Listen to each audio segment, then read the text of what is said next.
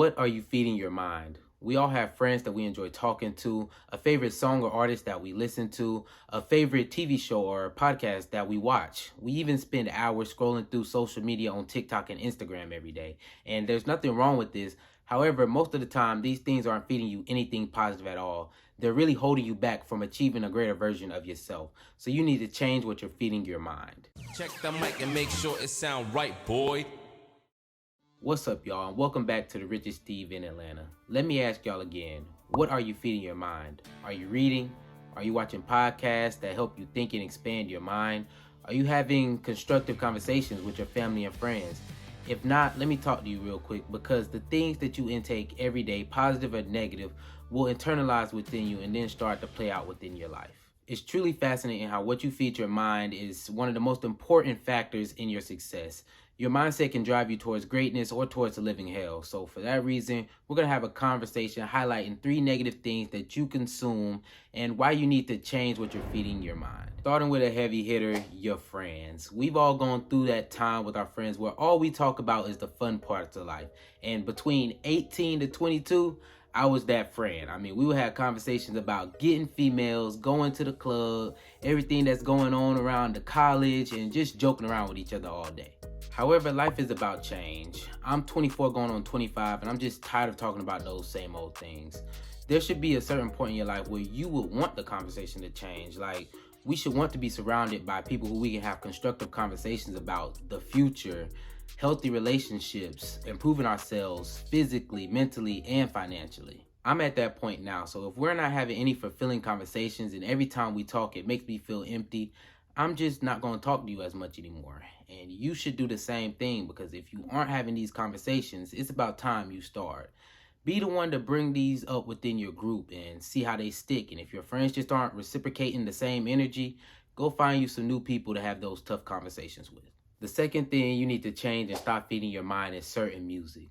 Now, I know this will hurt a lot of y'all because y'all have y'all favorite artists and you just have to support them. But let's be honest, most of the music today is not positive for anyone, especially coming from the top rappers and singers. All the males rap and sing about are sex, drugs, and violence, while the females, they rap and sing about slanging their booty, using men for their money, and toxic relationships. It's quite sad if you ask me, and I can name at least probably 5 more negative things that these artists are promoting today. Then here we go singing these songs, feeding our mind all this negative energy. Like, just listen to this one line. In the morning before you brush your teeth, you grab the strap. Now, that song is very catchy, if you know it. It has a nice beat, good flow. However, that's not no life that I would want to live. I enjoy waking up in the morning being able to brush my teeth without grabbing a strap. I don't want nothing to do with that struggle and negative state of living. So if we translate that sentiment into all the other songs that we listen to and sing on a daily, you'll see that most of the time it's about a life that you don't want to live or that you know nothing about. We're just fantasizing about it because it sounds cool and like a glorious life on top of a beat. The crazy part is, since we're feeding this into our mind, we will begin to attract these in our everyday lives. Then next thing you know, here you go living a life that you wasn't even raised to be in. You start doing drugs and projecting toxic situations into your own relationships. And the list can go on just because you wanted to sing a song. For this reason, I personally started to hold back on the music that I listen to every day. I can really count on one hand the number of new albums that I've listened to when they drop, just because I already know what they're going to be about just from the artist's name. The third thing we need to stop feeding our mind is media, and this includes social media and entertainment media. Not only are these things distracting us from achieving our goals, but they're also filling our minds with jealousy, envy, false realities, and the list can go on and on. The thing about media is we spend all day swiping and digesting the most entertaining, unrealistic, and toxic information that we can find.